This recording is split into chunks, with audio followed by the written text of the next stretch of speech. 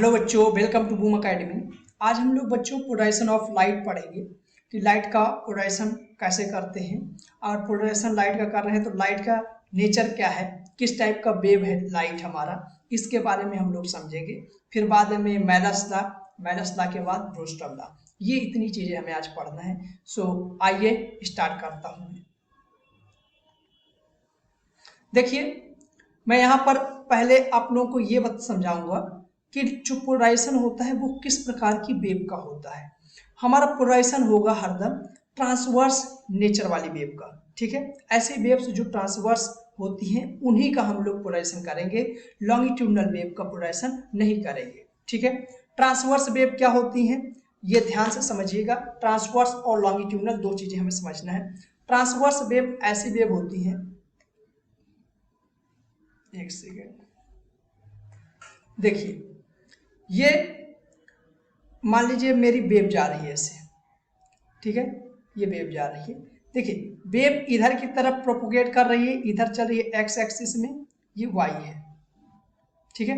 ये Y axis है, wave मेरी एक्स एक्सिस में चल रही है।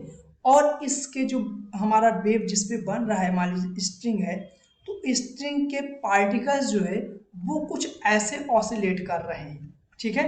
ये ऐसे ऑसिलेट कर रहे हैं, ये पार्टिकल्स स्ट्रिंग के कहीं नहीं जा रहे हैं, अपनी ही जगह पे ऑसिलेट कर रहे हैं, सिंपल।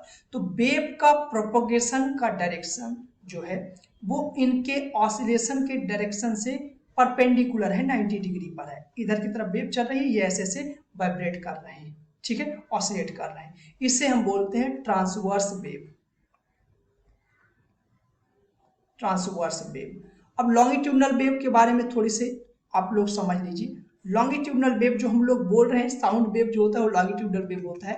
तो आप लोग यहाँ पर देखते होंगे कंप्रेशन और ऐसे रेयरफ्रैक्शन, फिर कंप्रेशन, फिर मतलब डेंस हो जाते हैं मॉलिक्यूल्स, फिर इसके बाद आता है रेयरफ्रैक्शन, फिर आ जाता है कंप्रेशन, ठीक है, ऐसे कुछ, ठीक। मैं इसे आप लोगों को समझा रहा हूँ, ये हमारा लॉन्गिट्यूडनल वेव के लिए है।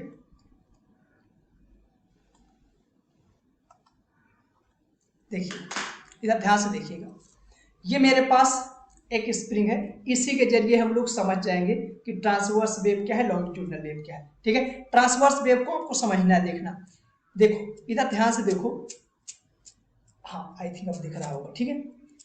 चलिए इधर देखिए, इसमें आप लोगों को दिख रहा होगा कंप्रेशन हो रहा है, रेयरफ्रैक्शन हो रहा है, मतलब एक जगह जो है जो हमारे रिंग्स हैं वो पास पास आ रहे हैं, एक जगह दूर दूर हो जा रहे हैं, ठीक है। ये चीज आप लोगों को यहाँ पर दिख रहा है, ठीक है। तो ये देखो, यहाँ पर जो हमारे पास ये वेव्स है, ये एनर्जी जो फॉरवर्ड करेगी वो कुछ ऐसे फॉरवर्ड करेगी, मीन्स जो मैं बोल रहा हूँ, मैं जो बोल रहा हूँ ये भी क्या है, साउंड वेव, एक लॉन्गिट्यूडनल वेव है। हम लोग जब बोलते हैं तो इसमें डिस्टर्बेंस क्रिएट करते हैं एयर जो हमारे पास मीडियम है, ठीक है। ये डिस्टर्बेंस यहाँ का जो मीडियम का पार्टिकल है वो कहीं जाके दूर नहीं जाता, वो सिर्फ अपने से एनर्जी को कैरी फॉरवर्ड करता है और यहाँ से एनर्जी जो आ रही है उसके पास उसे आगे फॉरवर्ड कर देता है, और ऐसे यहाँ वाला आगे, ऐसे आगे, जहां जहां मेरी आवाज जा रही है वो इसी के जरिए सुन रहे हैं, ठीक है।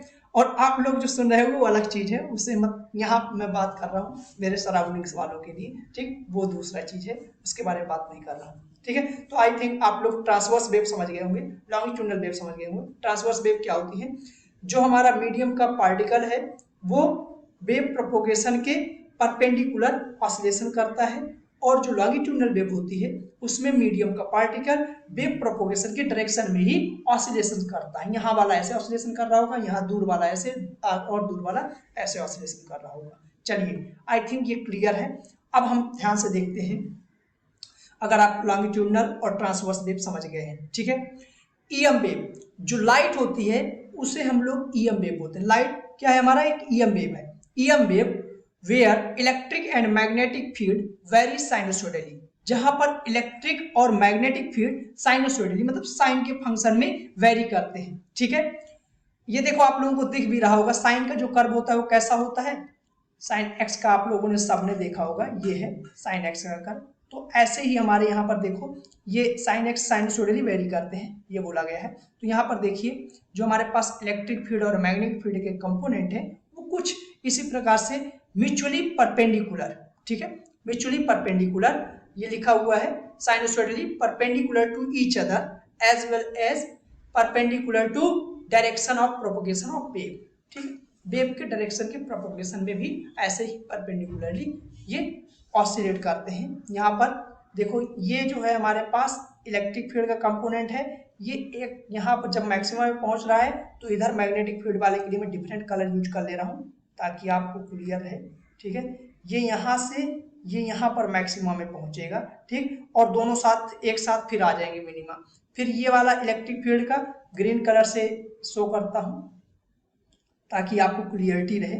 ये यहाँ से ये ऐसे नीचे जाएगा, ठीक है, फिर नीचे से ऐसे यहाँ से यहाँ तक आएगा, तब तक ये जो हमारे पास मैग्नेटिक फील्ड का कंपोनेंट है ऑफ लाइट वो यहाँ से ऑसिलेट होकर के यहाँ से ऐसे आ जाएगा।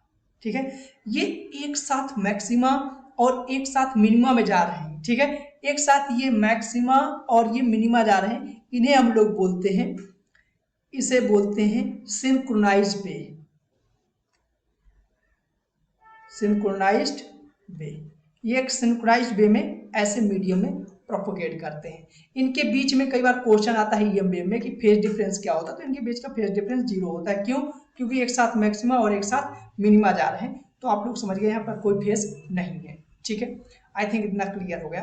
अब यहाँ पर देखिए जो हमारा वेव प्रोपोगेशन का डायरेक्शन है वो ये एक्स एक्सिस है, ठीक है, और ये इसका इलेक्ट्रिक फील्ड का कंपोनेंट वाई एक्सिस में ऑसिलेट कर रहा है, मैग्नेटिक फील्ड का कंपोनेंट जेड एक्सिस में, ये जेड एक्सिस है ना, तो जेड एक्सिस में कंपोनेंट वाइब्रेट कर रहा है। तो आप लोग यहाँ से आइडिया लगा लिए होंगे जो हमारा लाइट है वो कैसा नेचर रखता है। Light waves are transverse in nature, जो लाइट वेव होता है हमारा वो ट्रांसवर्स इन नेचर होता है।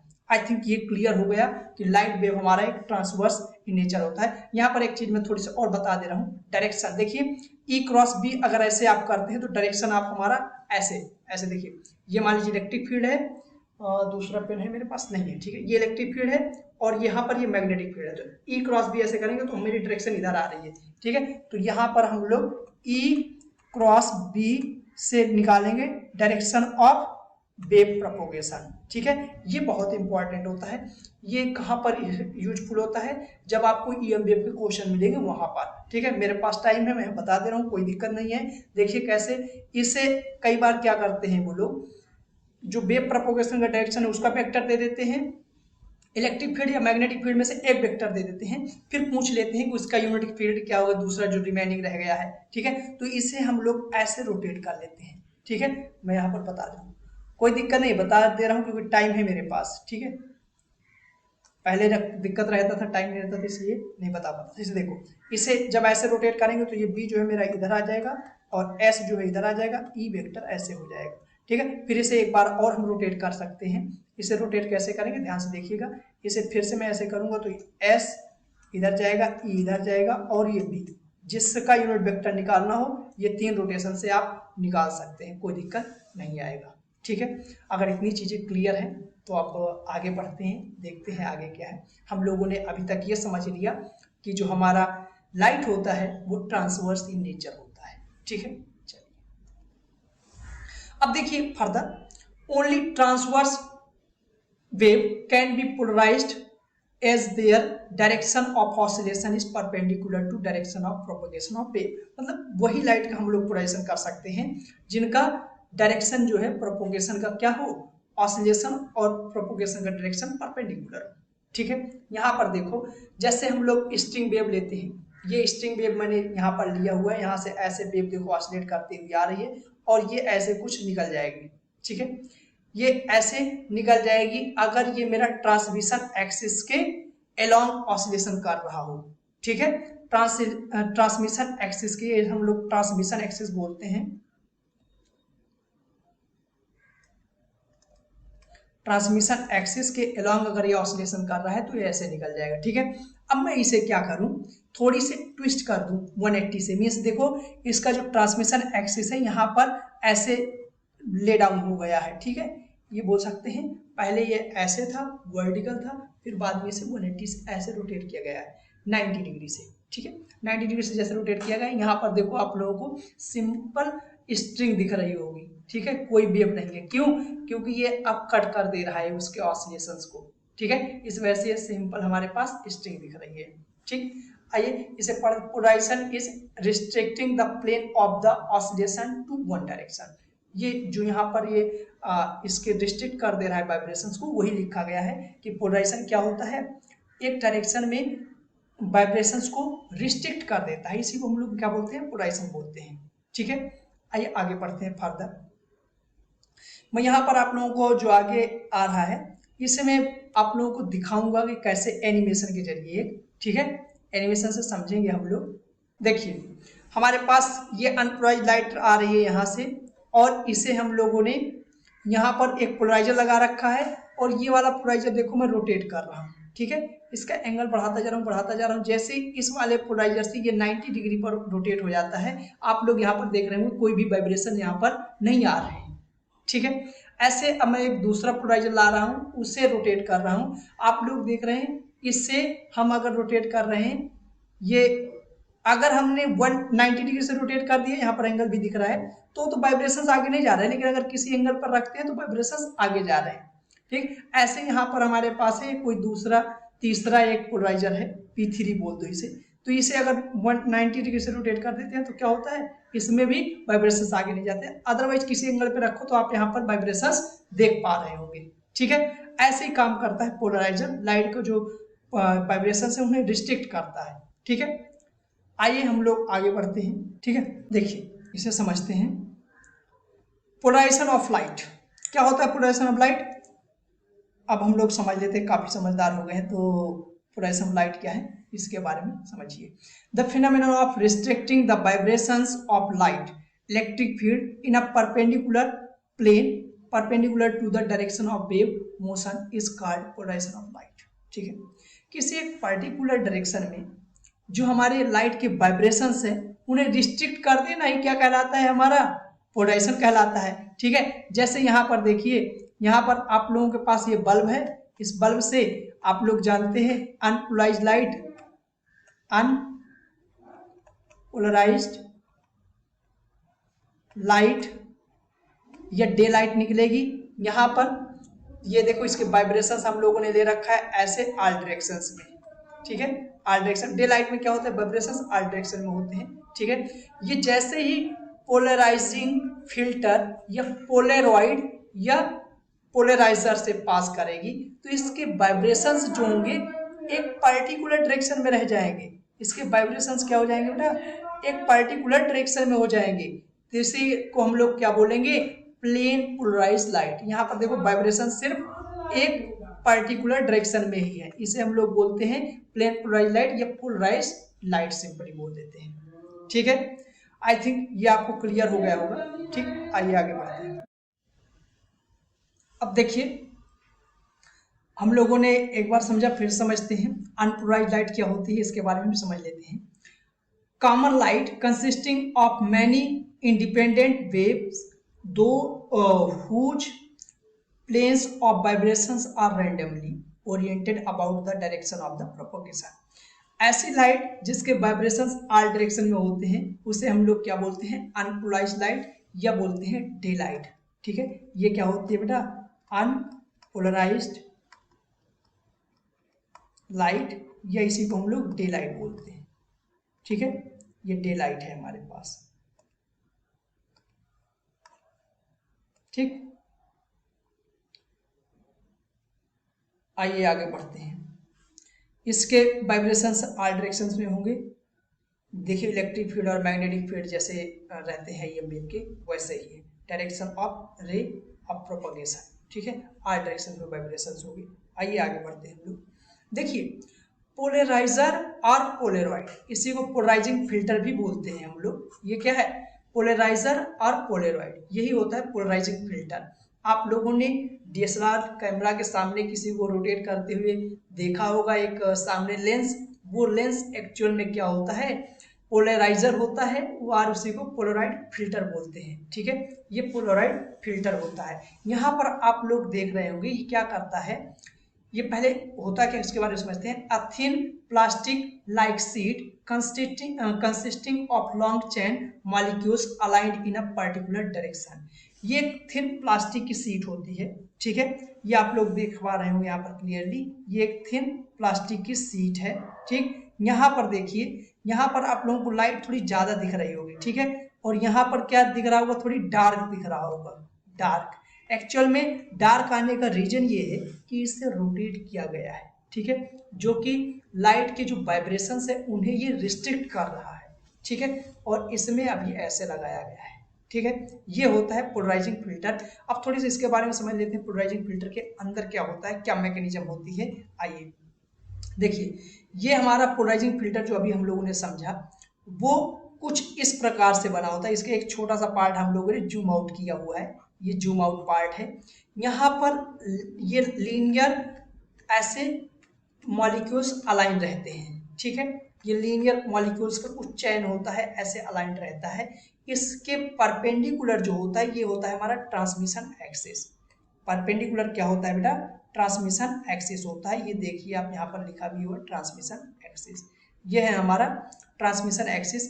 अगर यहाँ पर ऐसे ट्रांसमिशन एक्सिस के अलोंग जो वाइब्रेशंस आ रहे हैं, उन्हें तो ये अलाउ करता है, बाहर आने देता है, अदरवाइज जो इसके इधर उधर रहते हैं उन्हें क्या करता है, एब्जॉर्ब कर लेता है, जिससे कि लाइट क्या होती है, बाहर नहीं निकलती है। तो हमें लगता है कि लाइट जो है वो कैंसिल आउट हो गई, लाइट का जो पोलराइजेशन हो गया, ये बोलते थे लाइट का पोलराइजेशन हो गया, रिस्ट्रिक्ट हो गई इन वाइब्रेशंस डिफरेंट डायरेक्शंस में जो हो रहे थे, ठीक है। यही इसी के बारे में थोड़ी सी लिखा हुआ है, if an unpolarized light wave is incident on such a polaroid, then light wave gets linearly polarized with the electric vector oscillating along a direction perpendicular to the aligned molecule। perpendicular to the aligned molecule वाले क्या होंगे, हमारे ही आगे निकल पाएंगे, otherwise क्या कर जाएंगे, एब्जॉर्ब कर लिए जाएंगे, ठीक है। आइए आगे बढ़ते हैं। देखो थोड़ी सी उसी के बारे में लैंग्वेज लिखी हुई है, the plane in which the vibrations of polarized light are confined is plane of vibration और पोलराइजेशन, जिसमें हमारे लाइट का जो प्लेन जो कन्फाइन कर दिया जाता है उसी को हम लोग क्या बोलते हैं, वाइब्रेशन और पोलराइजेशन बोलते हैं, ठीक है। आइए आगे बढ़ते हैं। ये पोलराइड और पोलराइजर के बारे में ही थोड़ी बात कर रहे हैं हम लोग, ठीक है। अब देखिए पोलराइजर के बारे में हम लोगों ने बात कर लिया। अब देखिए ये लाइट आप सब समझ गए हैं। यहाँ पर अगर हमारे पास कोई अनपोलराइज्ड लाइट है, ये यहाँ पर क्या है, हमारे पास पोलराइड है, पोलराइड, ठीक है। ये पोलराइजिंग फिल्टर, ये पोलराइजर इसी का बोलते हैं। ये क्या कर देगा, लाइट को पोलराइज कर देगा, लीनियरली पोलराइज लाइट, ऐसे लाइट की वाइब्रेशन कर देगा एक डायरेक्शन के अलोंग, ठीक है। ये वाइब्रेशंस क्या कर देगा, एक डायरेक्शन के अलोंग कर देगा, लीनियरली पोलराइज कर देगा इसे, ये पोलराइज, ठीक। ये ऐसे कहीं अनपोलराइज लाइट आ रही है, पोलराइजिंग फिल्टर से जैसे पास करेगी, ये लाइट क्या हो जाएगी, एक पार्टिकुलर प्लेन के अलोंग वाइब्रेट करेगी, तो उसी को हम लोग बोलते हैं पोलराइजिंग लाइट। आई थिंक ये क्लियर हो गया होगा। आइए मूव करते हैं आगे।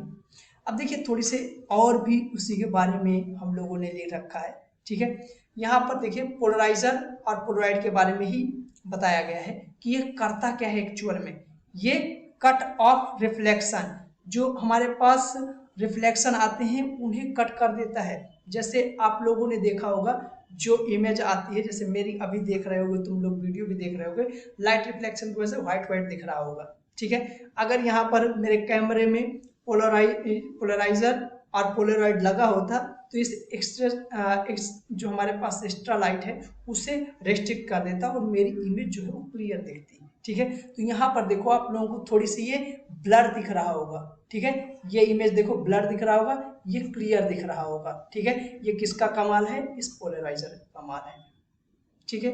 आई थिंक ये आप लोगों को काफी हेल्प करेगा समझने में। आइए आगे बढ़ते हैं।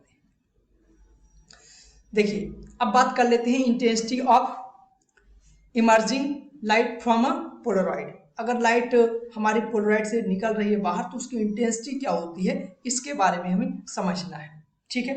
देखिए अगर कोई अनपोलराइज्ड लाइट है, ये मानते हैं हमारी क्या है, ये अनपोलराइज्ड लाइट है, तो इसमें वाइब्रेशंस ऑल डायरेक्शन में होंगे, ठीक है। ऐसे वाइब्रेशंस होंगे ऑल डायरेक्शन में, जो कि मैं बता चुका हूँ, ठीक है।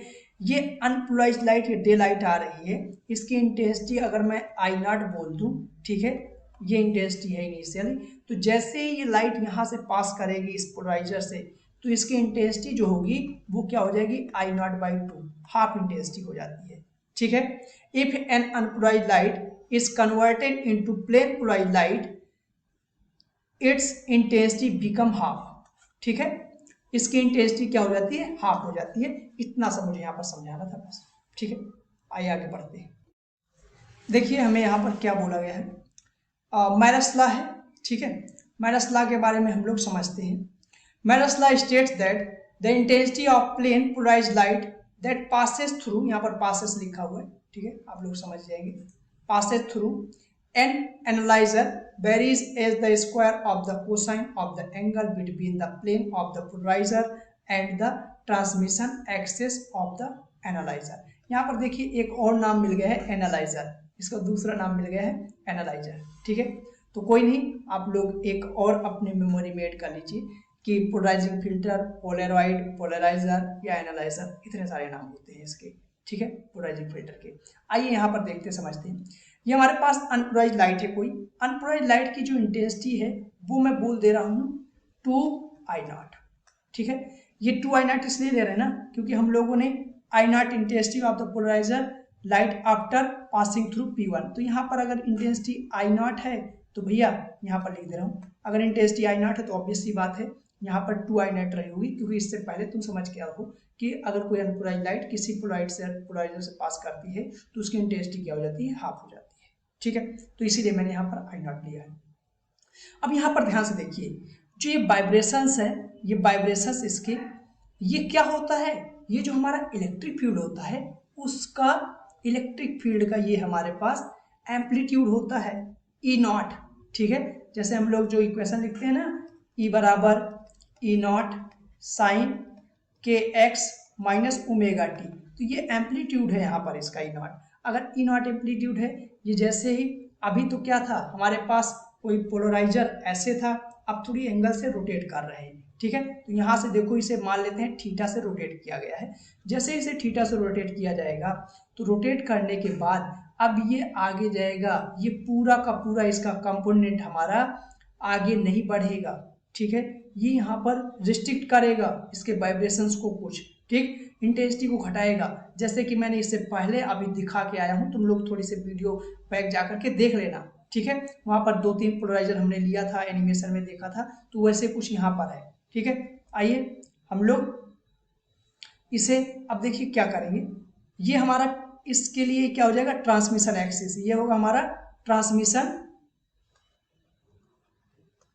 एक्सिस। इस ट्रांसमिशन के एक्सिस के जो अलोंग वाला कंपोनेंट होगा वो पास हो जाएगा, जो परपेंडिकुलर आएगा उसका वाइब्रेशंस रिस्ट्रिक्ट कर दिया जाएगा यहाँ पर। ठीक है, तो हम लोग क्या करते हैं, अगर हमारा पोलराइजर थीटा से रोटेट किया गया है तो हम लोग यहाँ पर एक इसके कंपोनेंट कर सकते हैं इलेक्ट्रिक फील्ड के। ये वाला अगर एंगल थीटा हमें मालूम है तो इसके कंपोनेंट क्या आ जाएंगे बेटा, कंपोनेंट करना सभी लोग अच्छे से जानते हो। इसका कंपोनेंट इधर की तरफ जाएगा E0 cos थीटा, और इधर की तरफ इसका कंपोनेंट क्या हो जाएगा, E0 sin थीटा। ठीक है, अब ये E0 sin थीटा वाला जो होगा इसके ट्रांसमिशन एक्सिस के परपेंडिकुलर वाला, वो तो वाइब्रेशंस रोक दिया जाएगा, सिर्फ कौन सा बचेगा, E0 cos थीटा वाला, जो कि आगे जाएगा। तो यहाँ पर जो हमारे पास इंटेंसिटी आएगा, यहाँ पर पहले इंटेंसिटी क्या होगा, I। आप लोग एक फार्मूला नहीं जानते होंगे, मैं बता देता हूँ, जो हमारे इंटेंसिटी और एम्पलीट्यूड में रिलेशन होता है वो ये होता है। ठीक है, यहाँ पर इलेक्ट्रिक फील्ड का एम्पलीट्यूड है तो इलेक्ट्रिक फील्ड के एम्पलीट्यूड के लिए लिख देंगे। ठीक है, ये है हमारे पास रिलेशन। ठीक है, तो यहाँ पर मैं लिख दूंगा I0 जो है मेरा डायरेक्टली प्रोपोर्शनल टू होगा E0 स्क्वायर के। ठीक है, इसीलिए यहाँ पर अब जो हमारे पास सिमिलर रिलेशन लिख देते हैं, जो यहाँ पर इंटेंसिटी कोई I होगा, आउटपुट इंटेंसिटी हमें नहीं मालूम क्या है तो हम I बोल देते हैं, और जो यहाँ से हमें इलेक्ट्रिक फील्ड की इंटेंसिटी मिलेगा, ये इसका कंपोनेंट आगे आ रहा है तो इसका ऑब्वियसली इसका स्क्वायर होगा E0 cos थीटा का होल स्क्वायर पूरे का। ठीक है, ये डायरेक्टली प्रोपोर्शनल का साइन होता है। ठीक, इसे इक्वेशन अगर 1 बोलते हैं और इसे इक्वेशन 2 बोलते हैं, तो मैं यहाँ पर क्या करता हूँ, 2 डिवाइडेड बाई 1 कर लेते हैं। ठीक है, 2 डिवाइडेड बाई 1, जैसे 2 डिवाइडेड बाई 1 करेंगे तो क्या होगा, देखिए ये 2 डिवाइडेड बाई 1 में 2 हमारे पास क्या है, I ऊपर है तो I ऊपर, नीचे I0 equal to E0 square cos square theta upon में क्या हो जाएगा ई नॉट स्क्वायर। तो यहाँ से इसे सॉल्व करेंगे, क्या आ जाएगा हमारे पास, आई इक्वल टू आ जाएगा आई नॉट कॉस स्क्वायर थीटा। यही हमारा इमरजेंट इंटेंसिटी होगा अगर किसी पोलराइजर को किसी उसके इस नॉर्मल एंगल से यहाँ से इनिशियल पोजीशन से थीटा से रोटेट किया जा रहा है, तो इमरजेंट इंटेंसिटी जो आएगी हमारी I equal to I naught cos square theta आ जाएगी। ठीक है, ये हमारे पास थोड़ी सी डिफिनीशन है। माइनस लॉ की ये डेरिवेशन है, अगर पूछता है आपसे कोई तो आप बता दीजिएगा। यहाँ पर लिखा है आई नॉट क्या है, इंटेंसिटी जो हमारा P1 से बाहर निकल रहा है, तो इसलिए मैंने इसकी इंटेंसिटी आई नॉट बोल दिया है। ठीक, आई थिंक इतना क्लियर हो गया होगा। आइए आगे बढ़ते हैं हम लोग। अब देखिए एक छोटा सा प्रॉब्लम है, इसे भी हम लोग कर लेते हैं। The percentage by which intensity of light will reduce if there is 30 angle between P1 and P2। ठीक है, P1 एंड P2 के बीच का जो एंगल है वो कितना है, 30 है। ठीक है, तो इधर ध्यान दो, हमारे पास सिंपल है, हमें क्या बताना है, इंटेंसिटी विल रिड्यूस, किससे रिड्यूस हो जाएगी। ठीक है, तो इधर ध्यान दो, ये पोलराइजर है कोई, इसकी जो इसे रोटेट किया जा रहा है ये है, और इसे रोटेट किया जा रहा है ऐसे कुछ, इसकी ट्रांसमिशन एक्सिस क्या हो जाएगी, इतने 30 डिग्री से रोटेट हो जाएगी। ठीक है, तो यहाँ से देखो क्या आ जाएगा, इंटेंसिटी अगर यहाँ से निकल रही है आई नॉट, तो यहाँ आई इक्वल टू, अभी फॉर्मूला पहले पढ़ के आए, क्या होता है आई नॉट कॉस स्क्वायर थीटा। तो यहाँ पर देखो ये एंगल कितना गिवन है, 30 डिग्री, यही तो बोला गया है, ये थीटा, थीटा कितना है 30 डिग्री। ठीक है, यही तो बोला गया है हमें कि there is 30 degree angle between P1 and P2। ये अगर P1 है, ये P2 है। ठीक है, तो यहाँ से देखो आई हमारे पास क्या आ जाएगा, आई नॉट कॉस 30 स्क्वायर। ठीक है, तो कॉस 30 का वैल्यू आप लोग जानते हैं क्या होता है, कॉस 30 का वैल्यू होता है √3/2। तो यह कितना आ जाएगा 3/4, आई आ जाएगा हमारे पास आई नॉट। ठीक है, आई इक्वल टू क्या आ गया यहाँ से 3/4 आई नॉट, ये आ गया हमारे पास इमरजेंट इंटेंसिटी। अब ये नहीं हमसे पूछा गया है, जो पूछा गया देखिए यहाँ पर जो हमारे पास रेडियस पूछा गया उसे निकाल लेते हैं। ठीक है, तो क्या आएगा बेटा, देखिए हमारे परसेंटेज पूछा गया है, परसेंटेज कैसे निकालते हैं, रेडियस का परसेंटेज निकालना है तो पहले आप निकालिए रेडियस, फिर से 100 से मल्टीप्लाई कर दीजिए। देखिए तो क्या होगा, आई इनिशियल माइनस आई जो हमारे पास, ये इनिशियल लिख दे रहा हूँ, आई फाइनल अपान में क्या हो जाएगा, आई इनिशियल इंटू 100, परसेंटेज चाहिए तो 100 से मल्टीप्लाई करना पड़ेगा। तो आई इनिशियल कितना है, आई नॉट है। ठीक है, माइनस आई फाइनल कितनी आ रहा है 3/4 आई नॉट इन अपान में आई नॉट, और मल्टीप्लाई कितने से करना है 100 से। ठीक है, तो इसे फाइनल सॉल्व करते हैं, कितना आ जाएगा, देखिए नीचे आई नॉट कैंसिल आउट हो जाएगा, 1/25 मीन्स कितना आ जाएगा 25%। 25%, ये हमारा ए पार्ट करेक्ट आंसर हो जाएगा। आइए आगे बढ़ते हैं। ये एक क्वेश्चन है, इससे आप लोग खुद ट्राई कर लीजिएगा। ठीक है, होमवर्क ले दे देता हूँ। ठीक, यहाँ पर यूजेज ऑफ पोलराइड्स कुछ लिखे हैं, तो आप इसे देख लीजिए। To control intensity of light, obviously मैंने दिखाया है इंटेंसिटी ऑफ लाइट को ही कंट्रोल करने के लिए यूज होते हैं। ठीक है, और एग्जांपल भी समझाया, जो मेरे में ज़्यादा लाइट पड़ रही है उसकी ग्लो हो रहा है, जो इसे वाइब्रेशन अगर यहाँ पर पोलराइडर लगा होता मेरे कैमरा के सामने तो ये क्या करता, वाइब्रेशंस को रिस्ट्रिक्ट कर देता। सन ग्लासेस में यूज होता है, जो सनलाइट एक्सेस लाइट है उसे रिड्यूस करने के लिए। विंडो पैनल्स में यूज करते हैं हम लोग ताकि एक्स्ट्रा लाइट ना आए। फोटोग्राफिक और 3D मूवीज कैमराज में यूज होता है। ठीक है, आइए आगे बढ़ते हैं।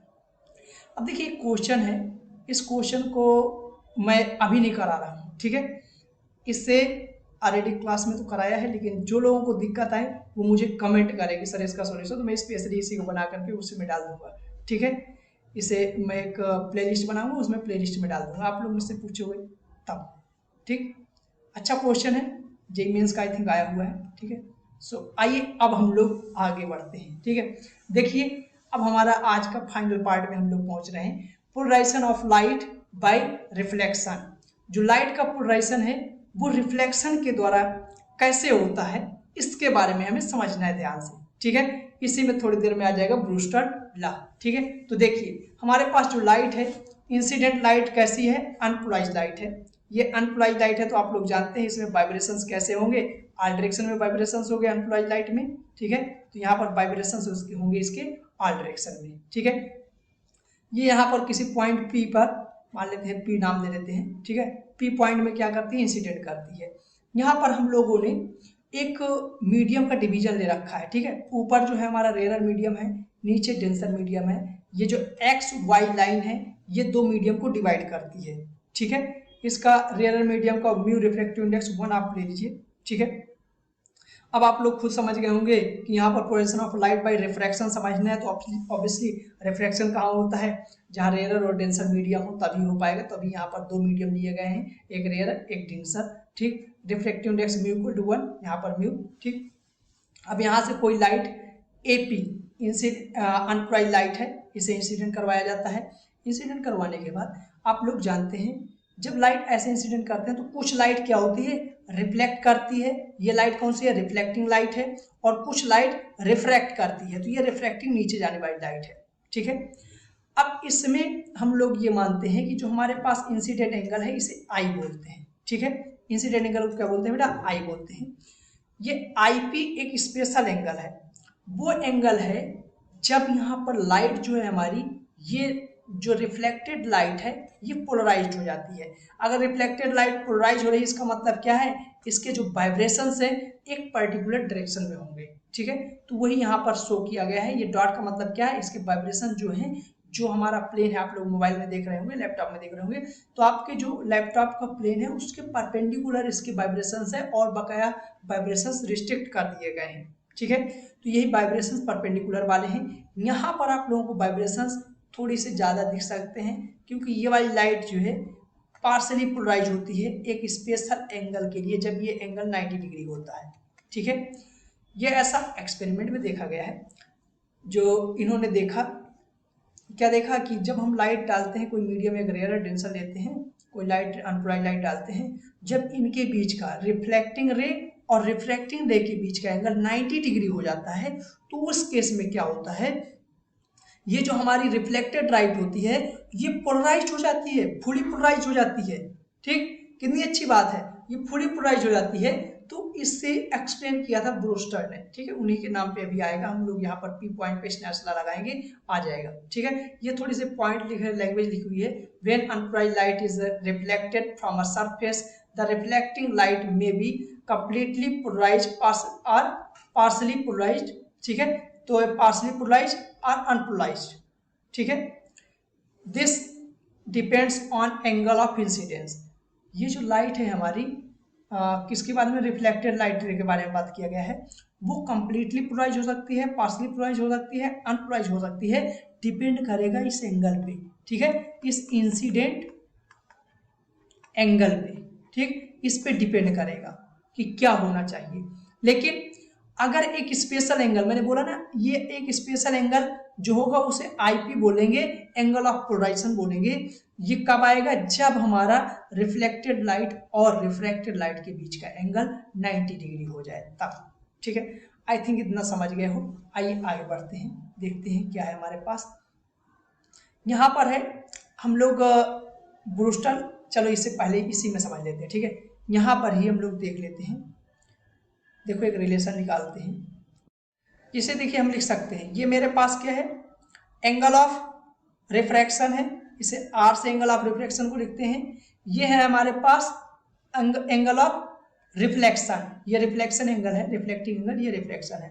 तो ये देखिए जो हमारे पास एन एन डैश है ये नॉर्मल है, ठीक है। नॉर्मल एक पूरा का पूरा, अगर मैं यहाँ से एंगल देखूं कितना एंगल बनाएगा ये 180, तो 180 जो होगा हमारे पास कितना हो जाएगा, R dash plus R plus 90, ठीक। तो आर डैश प्लस आर का जो वैल्यू आएगा वो कितना आ जाएगा बेटा, 90 आ जाएगा, ठीक है। आर डैश प्लस आर का वैल्यू कितना आ जाएगा, 90। ये जो पी पॉइंट है, इस पॉइंट पे मैं स्नेल्स लॉ लगा लूँ क्या, पी पे स्नेल्स लॉ लगा लूँ क्या, ठीक है। स्नेल्स लॉ क्या होता है, स्नेल्स लॉ क्या होता है आप लोग जानते हैं, μ1 sin θ1 इक्वल टू μ2 sin θ2। μ1 कितना है, μ1 यहाँ पर कितना है जो हमारे पास ऊपर का मीडियम है उसका रिफ्रैक्टिव इंडेक्स म्यू बोल दे रहे हैं। अगर एयर है तो 1 हो जाएगा, ठीक है। तो चलो एयर के लिए 1 बोल दे रहे हैं। साइन थीटा 1 कितना है? ऑब्वियसली जब हमारे पास ये 90 डिग्री होगा तो ये आई क्या होगा हमारे पास? आई पी हो जाएगा थीटा 1 की जगह। म्यू 2 क्या होगा? म्यू, और साइन थीटा 2 क्या हो जाएगा हमारे पास? ये आर, एंगल ऑफ रिफ्रैक्शन हो जाएगा, ठीक है। तो यहां से देखो sine I P equal to मैं लिख सकता हूं म्यू साइन आर, आर क्या हो जाएगा? 90 माइनस थीटा 2 क्या होगा हमारा? थीटा 2 होगा आर, तो इसे हम आर डैश लिख सकते हैं क्या? बताओ, साइन 90 माइनस आर डैश, ठीक। इसे फर्दर सॉल्व करते हैं नेक्स्ट पेज पे। आइए, यहाँ पर थोड़ी जगह कम दिख रहा है, आइए नेक्स्ट पेज पे करते हैं, ठीक। यहाँ पर कर लेते हैं। तो हमारे पास ये वैल्यू क्या आ जाएगी? Sine I P equal to mu sine 90 minus theta क्या होता है? कॉस थीटा, तो कॉस आर डैश, ठीक है। आर डैश और ये हमारे पास ध्यान से देखो, आर डैश और आई पी दोनों सेम होंगे। क्यों? क्योंकि यहाँ पर लॉ ऑफ रिफ्लेक्शन फॉलो होगा ना। इंसिडेंट एंगल और रिफ्लेक्टेड एंगल क्या होंगे? सेम, लॉ ऑफ रिफ्लेक्शन की वजह से, लॉ ऑफ रिफ्लेक्शन, ठीक है। लॉ ऑफ यहाँ पर रिफ्लेक्शन फॉलो होगा, तो लॉ ऑफ रिफ्लेक्शन की वजह से क्या आ जाएगा हमारा? आर डैश आर पी के बराबर आ जाए, आई पी के बराबर आ जाएगा। तो sine I P upon cos I P equal to क्या हो जाएगा? म्यू। तो इसी को बोलते हैं tan I P equal to mu. ये आ गया हमारे पास रिलेशन रिफ्रैक्टिव इंडेक्स, और आई पी क्या है? Angle of polarization, angle of polarization, ठीक है। ये पोलराइजिंग एंगल, इसी को क्या बोलते हैं? आईपी को angle of polarization, polarizing angle, या इसी का नाम होता है ब्रूस्टर एंगल, ठीक है। ब्रूस्टर्स एंगल, ठीक है। ये किसने बताया था? ब्रूस्टर ने बताया था, इसीलिए। तो देखिए यहाँ पर हम लोगों ने ब्रूस्टर ला का डेरिवेशन कर लिया है। ये है हमारे पास जो 10 आई पी को म्यू आता है, यही है ब्रूस्टर ला। यहाँ पर थोड़ी सी लैंग्वेज भी लिखी हुई है।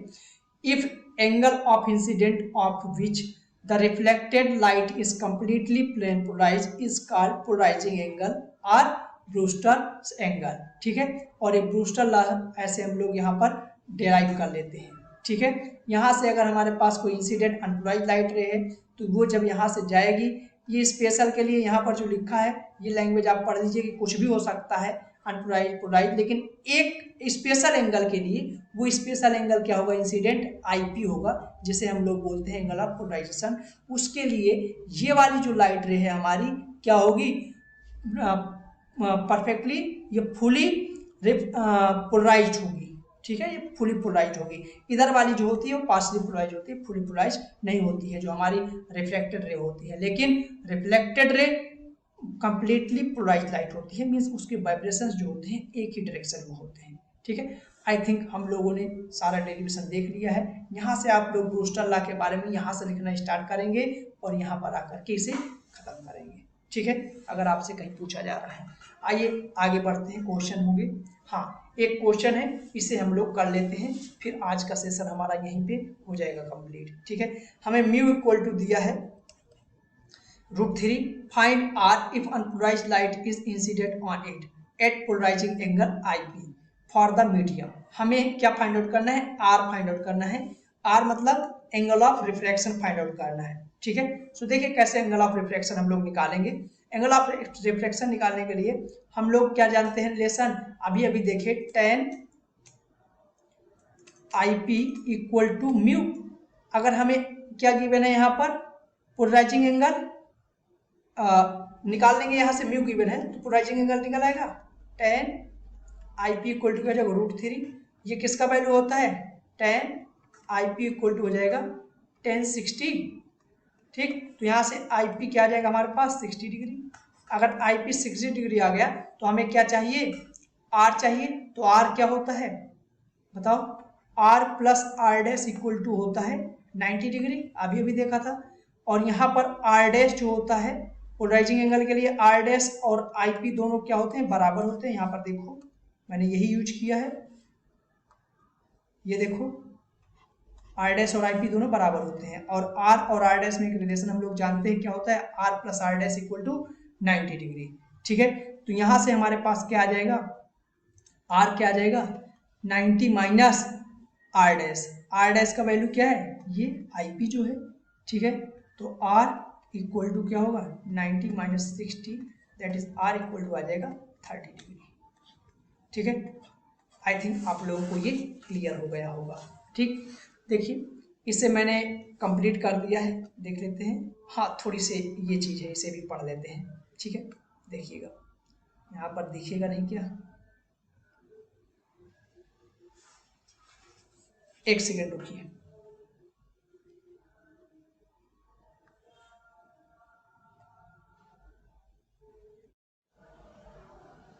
चलिए अब आपको दिख जाएगा। ठीक है, यहाँ पर देखिए use of plane polarize light and polaroids, जो हमारा प्लेन पोलराइज लाइट होती है उसका क्या यूज होता है, क्यों पोलराइज करते हैं, उसके बारे में यहाँ पर थोड़ी से बताया गया है। ठीक है, polaroids are use to avoid glare of the light, glare of the light का अवॉइड करते हैं जो ग्लेयर होता है।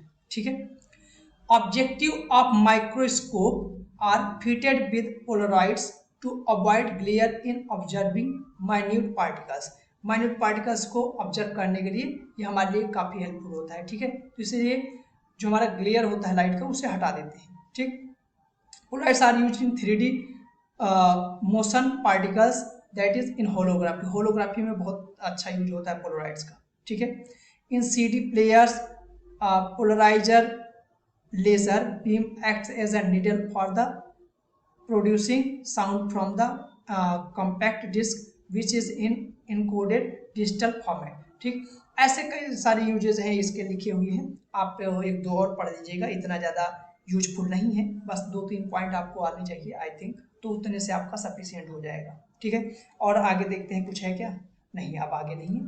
चलिए आप लोगों को आई थिंक मैंने सभी चीज़ें पोलराइजेशन में पढ़ा दिया है, अगर कोई पॉइंट में दिक्कत आए तो आप लोग मुझे ज़रूर SMS करें, अगर समझ में आ रहा है तो अपने दोस्तों को भी शेयर करें। ठीक है, अगर कहीं कोई दिक्कत आ रहा है, वो क्वेश्चन जो है होमवर्क के तौर पर है, जिससे ना बने वो मुझे SMS करोगे, पर्सनली चैट में डालोगे, मैं देख लूँगा और देख के उसका सॉल्यूशन इसी में अटैच कर दूँगा। ठीक है, तो आई थिंक आज का सेशन यहीं पर हम लोग ख़त्म करते हैं। चलिए मिलते हैं नेक्स्ट वीडियो में, तब तक के लिए थैंक यू, बाय बाय।